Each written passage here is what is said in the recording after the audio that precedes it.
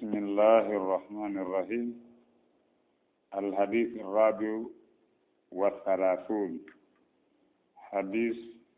capantati e nayaɓo on e nder nde ɗo deftere haɗugol ko boni. Hadis on no yamira en yo en haɗu ko boni kon so en yi. An abi saidin yettama e baba saidi on alkhudriyi khudriyankojo. abi said gaalo wi sami'tu minani rasulallahi nelaɗo allah sallllahu alayhi wa alihi wa sallam, yo allah juule makko e ɓengure makko sinaɓe, minani yaqulu nelaɗo ino wi'a, man ra'a wonɗo yi'uɗo minkum e moɗon munkaran ko añini kal islam fale yughayyirhu, yo sansiri konko boni ɓe yadihi jungo makko ngon. fa in lam yastati'i, si o taaganaka sansirgol jungo makko ngon, fa bi lisanihi, yo sansir ɗengal makko ngal, sabu yamirgol on tigi ko moƴƴi haɗa ko boni. fa in lam yastati, si o taaganaka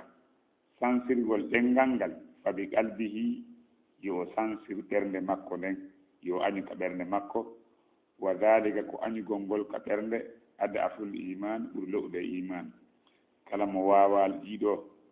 gotele ɗiɗo hare on ɗon ala ka ɓernde makko iman beru ko fotata e abbere jarra. abi saidi fillani hoɗo hadis o wi'i wonde minani sami'tu minani rasulallahi sallallahu alaihi wasallam yaqulu, mo wi'a, man ra'a wonɗo wonɗo yiɗɗo minkum e nder mon onon ɓe julɓe, munkaran ko añini kal islamu ka sariya allah,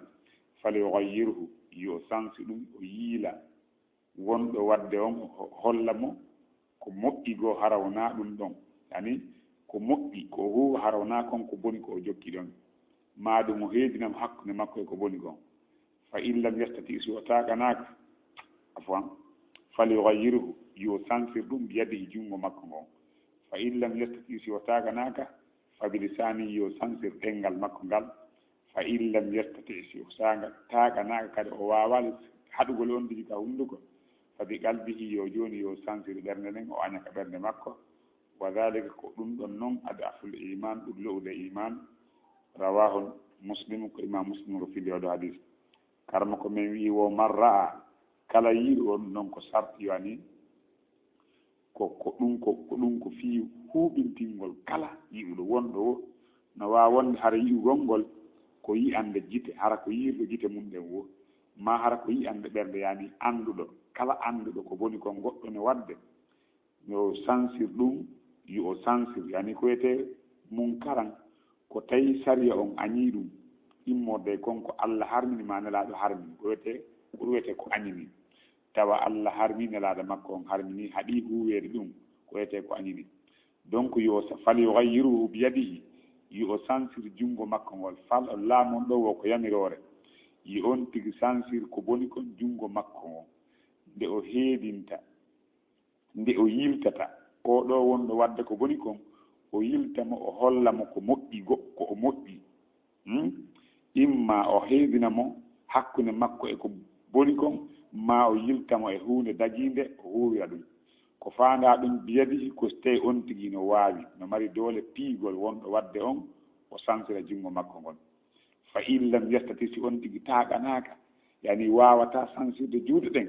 fa bi lisanihi, yo on tigi haɗir ɗengal makko ngal, nde o wi'anta huwo ko boni kon, ittaqillah, e hulu allah, accu ko wonɗa wadde e ko nande ɗum. si on tigi taaganaka sansirgol ɗengal ngal, saabu o hulani hoore makko ta o mo o woni haɗirta waɗumo masibo, ma o hulani hoore makko jawdi makko nin, ma tawi o yiwɗo ko boni kon ko bobojo, taw o wawata wolde, yo haray hande kadi fa bi qalbihi, yo o sansir ɓernde makko nden. ɗum noon sansirgol ɓernde nden ko añugol konko wona waɗede hara a weltorade, saabu a redda bil kufri kufrum, sa yi goɗɗo no waɗa ko boni, a weltori konko boni, haara hiɗa fota e waɗuɗo, saabu c'est pour que an ka sa yiɗi feere dia a waɗat. ko ɗum wani laaɗo maki wo kon ɗolle ɓuri lowde iman, ajugol ngol ka ɓernde, nde laatato on tigi wawata kanko sansirgol jungo ngon, wona hay e hunde, si wona ɓernde nden, ɗum ɗon ko liman doɓɓuɗo ɗon, ha ɗon tigi heɗo eto kañum seeɗa. woni oɗo hadis dalilu ami nafoore oɗo hadis waɗɗagol sansugol ko boni kon e ɗiɗo dardiaji tati ara nun ɗum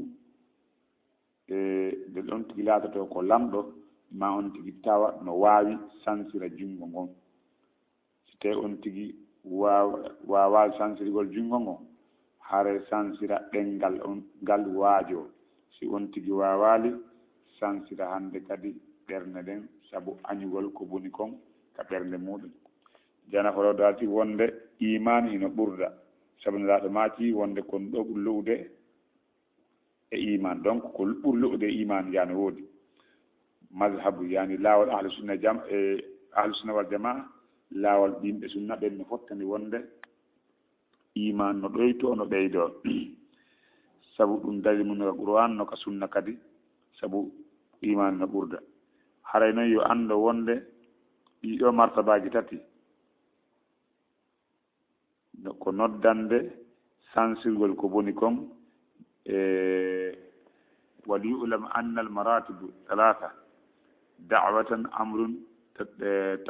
تغيير فالدعوة أن يقوم الداعي في المساجد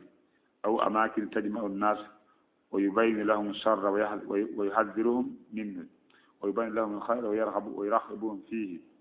والآمر بالمعروف والنهي عن المنكر هو الذي أمر الناس ويقول افعلوا أو ينهاهم ويقول لا تفعلوا والمغير هو الذي يغير بنفسه إذا رأى الناس لم يستجيبوا لدعوته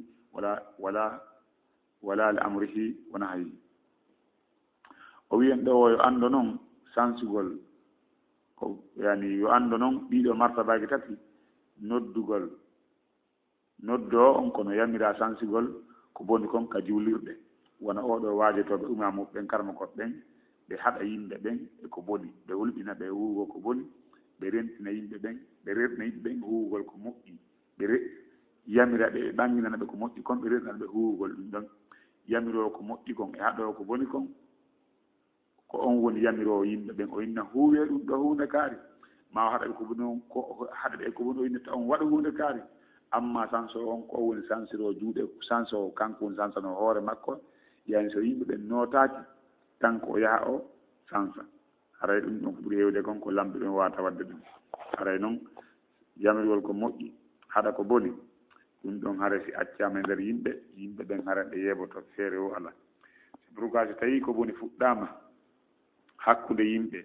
to ŋaaka fewde ka fuɗɗi ɗon wonay ha hande kadi yimɓe ɓen wowta huugol konko boni hara hande kadi accugol ngol welaafi woni few hara payko mawɗo fof huuwa konko boni ɗon hara ɓe yiya hande kadi kala on mo huuwa ɗum ko on ɗon woni jokkuɗo ko boni kon wona joni en yii joni wona koko wiyete fembugol waare haray ɗum ɗon hande kadi ko kala yiraɗo waare no anda ko on ɗo woni e haqqille yimɓe lewɓe ɓen no anda ko on ɗo woni wadde ko boni kon sabu accugol makko waare mo fembi ko on ɗo woni ko moƴƴi on ko on ɗo woni propre ɗum ɗon haray ko fenade noon ko nelaɗo ɓuuri andude ko laɓɓinta kon neɗɗo haray ko laɓɓinta kon neɗɗo no toon ko ittete kon hara wona waare nden ɗum ɗon ko tuunugol neɗɗo noon sabu haray o yawti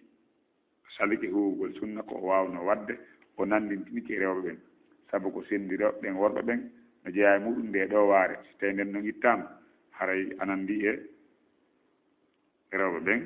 haray yo Allah hawrine sawaba